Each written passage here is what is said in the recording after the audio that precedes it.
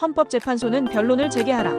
불법 수사를 기반으로 한 탄핵 심판은 원천 무효다. 윤석열 대통령이 법원의 판단에 따라 석방되었다. 이는 대통령의 구속이 불법이었다는 공식적인 법적 선언이며, 이에 따라 헌법재판소의 탄핵 심판도 즉시 중단되고 변론을 원점에서 다시 시작해야 한다. 지금 대한민국은 중대한 헌정 위기에 처해 있다. 정치적 탄핵이 사법부를 장악하고 불법적인 수사와 날조된 증거들이 국가 지도자의 운명을 결정하는 상황이 벌어지고 있다. 만약 헌재가 이러한 불법적 절차를 묵인하고 탄핵 심판을 강행한다면 대한민국의 법치주의는 붕괴하며 헌법재판소 스스로가 헌법을 유린하는 결과를 초래할 것이다. 불법 구속이 인정된 이상 헌재의 심리는 원천 무효다. 윤 대통령에 대한 구속은 공수처의 위법한 수사를 근거로 이루어졌다. 그러나 법원은 이를 인정하지 않고 석방을 결정했다. 이는 공수처가 수집한 증거가 모두 불법적으로 확보되었을 가능성이 크다는 의미이며, 해당 증거를 토대로 진행된 탄핵 심판 역시 법적 정당성을 상실했다는 뜻이다. 만약 헌재가 불법적인 증거를 배제하지 않고 심리를 이어간다면 이는 명백한 위법 행위이며 대한민국 법치주의에 대한 심각한 도전이다. 위법한 수사와 불법적 증거를 기반으로 한 재판이 계속된다면 이는 사법 쿠데타의 다름 아니다. 적법 절차를 무시하는 탄핵 심판은 폭거다. 헌법과 법률이 보장하는 적법 절차 원칙은 모든 사법 절차의 근본이다. 대통령 탄핵 심판은 단순한 재판이 아니다. 대한민국의 국가 운영의 정당성을 결정하는 문제이며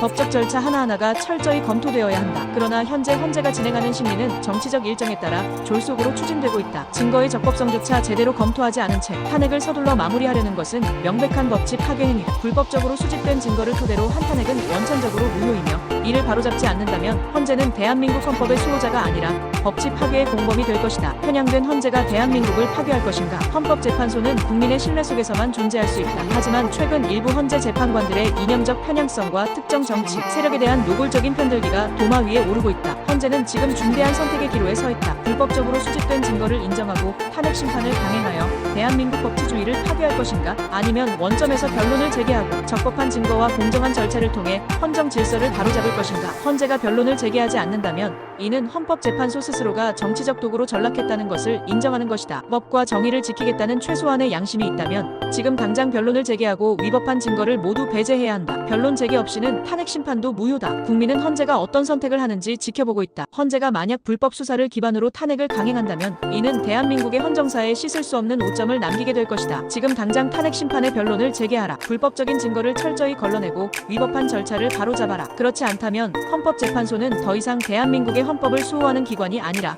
불법적 탄핵의 공범이 될 뿐이다. 헌재는 대한민국 법치주의를 지킬 것인가? 아니면 정치적 도구로 전락할 것인가?